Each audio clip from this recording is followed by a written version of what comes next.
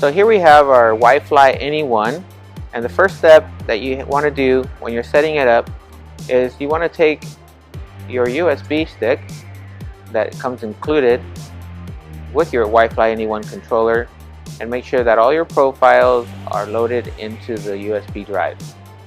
So the first thing you want to do is you want to plug it in, but you want to reset your controller, turn it back on so that it will read your USB drive.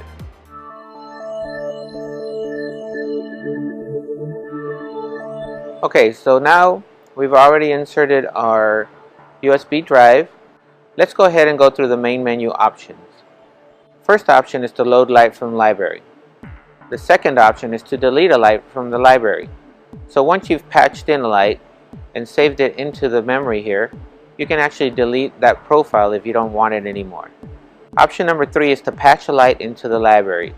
That means to take the profile that you have already loaded into the controller and assign it to one of our fixture buttons.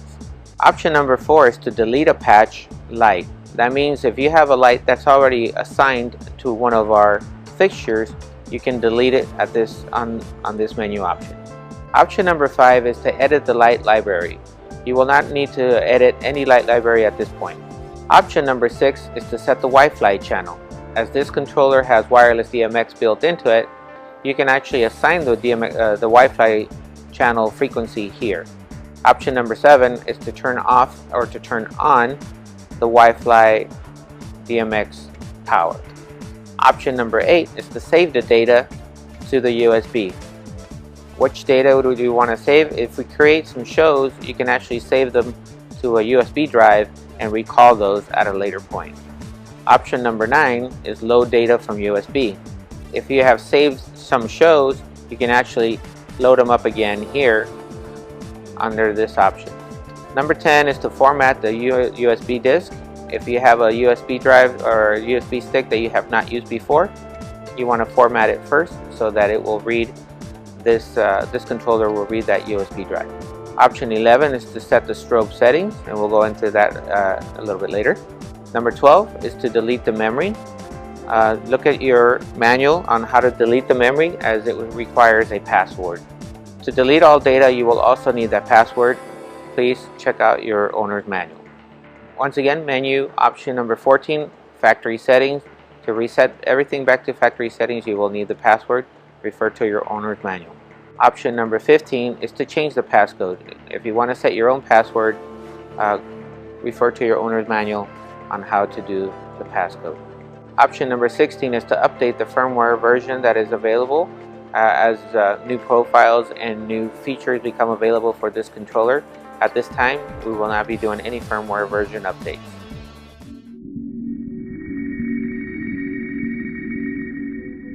And the first thing we want to do is you want to go into the library, and so we can start patching lights or bringing them into the controller.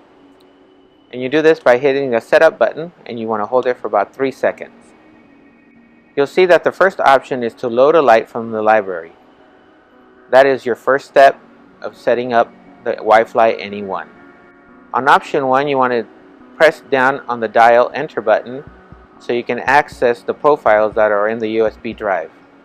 As you can see, you can load all of the library, or you can select the individual profiles. And what you want to do is you want to only load the lights that you have. So say you have a Crazy 8, as you can see here, channel 1 mode, or Crazy 8 channel 12 mode. Once you find the light that you want to patch in, all you have to do is press the enter button. Operation complete. That profile is now loaded into the controller. Let's go ahead and load a few more profiles.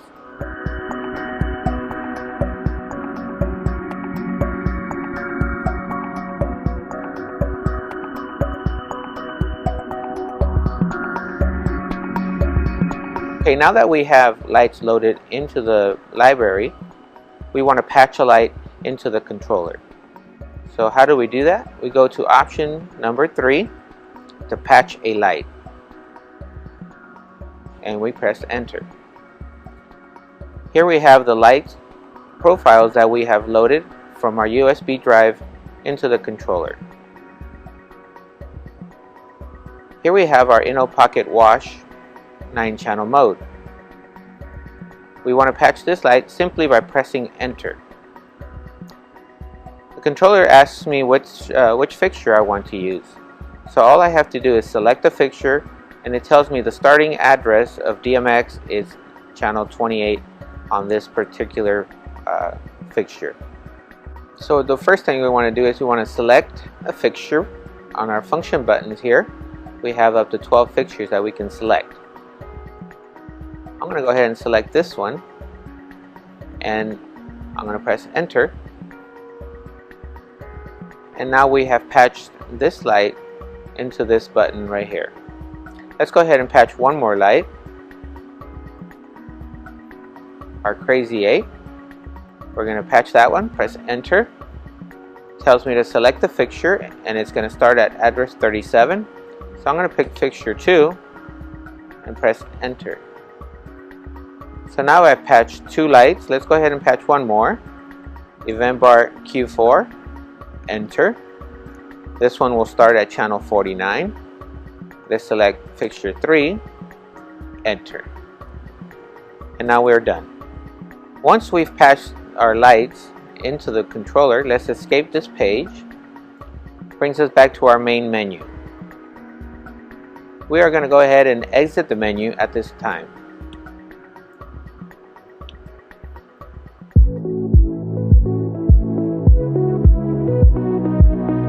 First, we see here our antenna.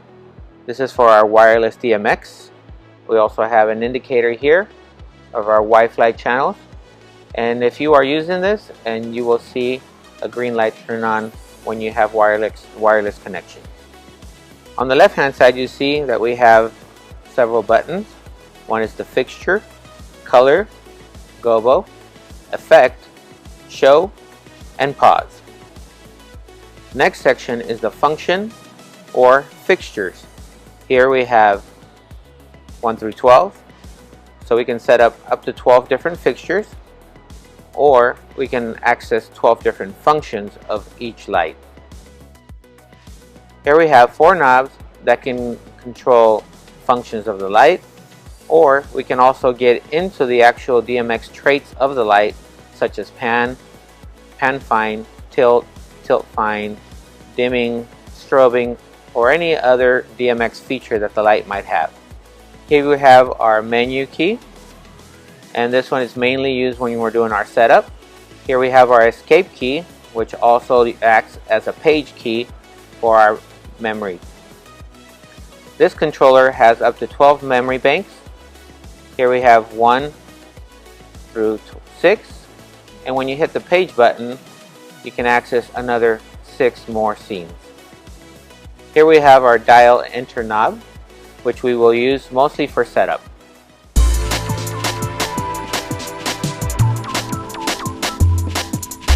This controller also has a strobe button that you can use as a bump button, or you can actually go into the strobe settings and make it a latch button where when you press it, it will stay on. And here, this slider, you can adjust the strobe rate. Here we have our blackout button, which allows you to turn off all the lights while they're going through their sequences at any time. We also have a master dimmer, which allows you to dim the lights as necessary.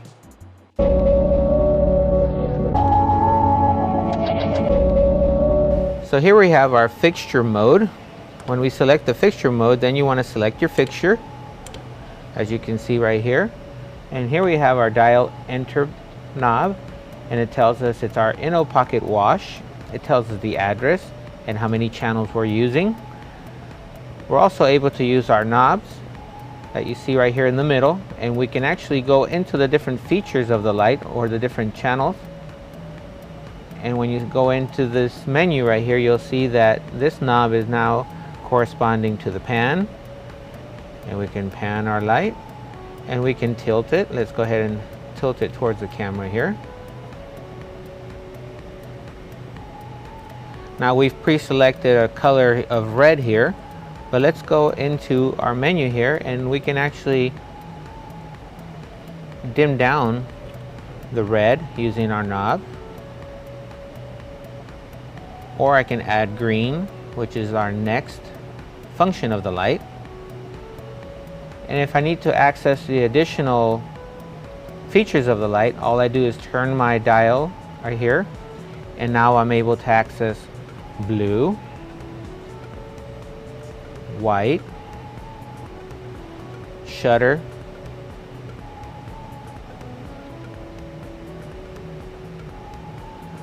dimmer,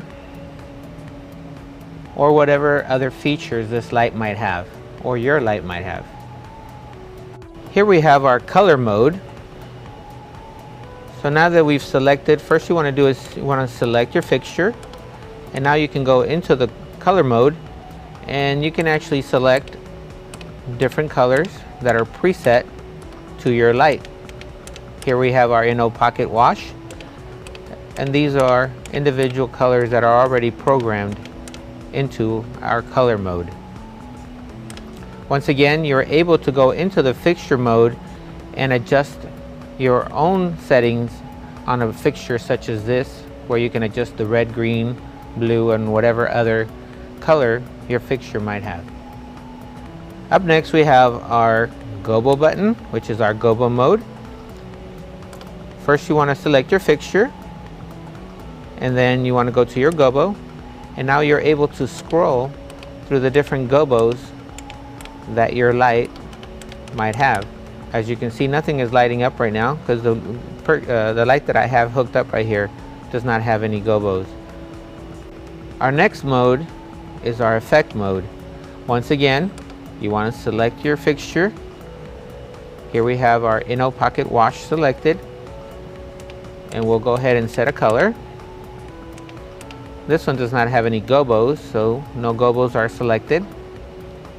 An effect gives you a movement effect.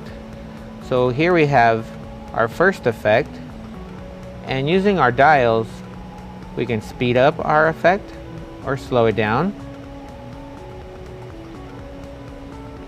The second knob is for effect phase. If I had multiple of these type of lights, I can actually make one a little bit faster than the other, which is what we call a phase effect. And here I am able to adjust it on the second knob. We're also able to control the size of the effect. As you can see right here, I can concentrate my light in a very narrow area, or I can widen it simply by using the dial. I can also reverse the effect by using this dial, and that changes the direction of the effect.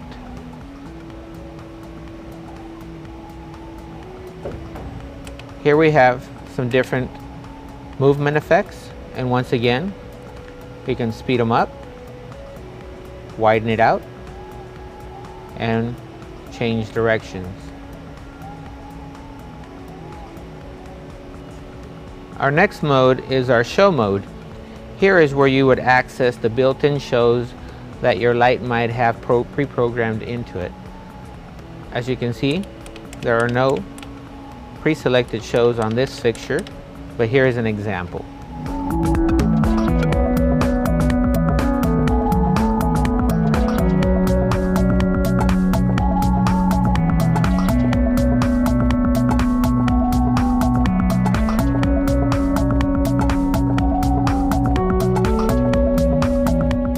Our pause button works only with the effect or the show buttons. Once again, we'll select our fixture, we'll select an effect, which is a movement effect. We'll speed it up a little bit here using our dials, and when we press our pause button, it will pause the light right where you stop it.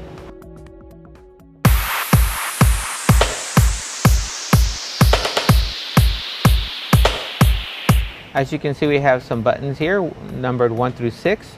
We also have a page button right here, so we're able to do up to 12 different memory scenes into this controller. This is how easy it is to create a scene. First, select your fixture,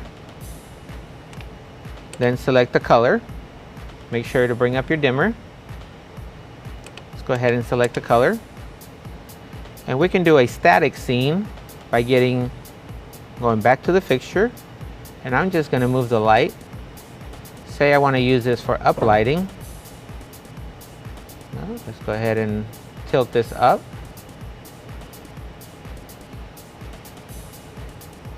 And all I have to do is hold the memory button right here. Operation is complete. We have now created that scene. Let's create a movement scene. Once again, we have our fixture selected.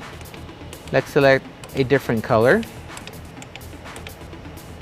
And then we'll do a movement effect. We'll speed it up. We'll widen it out. Slow it down a little bit.